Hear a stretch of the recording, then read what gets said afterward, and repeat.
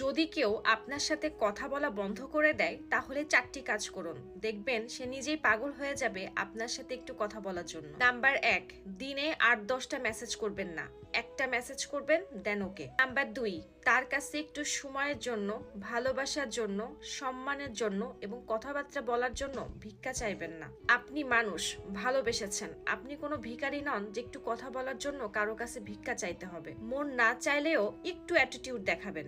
Number 3, কখনো নিজের দুর্বলতা তাকে বলবেন না যে আমি তোমার জন্য মানসিক রোগী হয়ে গেছি, তোমার জন্য বাহিরে যাওয়া খাওয়া দাওয়া করা বন্ধ করে দিছি। এতে করে আপনার বদলে যাওয়া মানুষটা আপনার প্রতি আর আকৃষ্ট হবে না। নাম্বার 4, যখনই তার সাথে কথা হবে মন খারাপ করে কথা বলবেন না, খুশি মনে কথা বলবেন।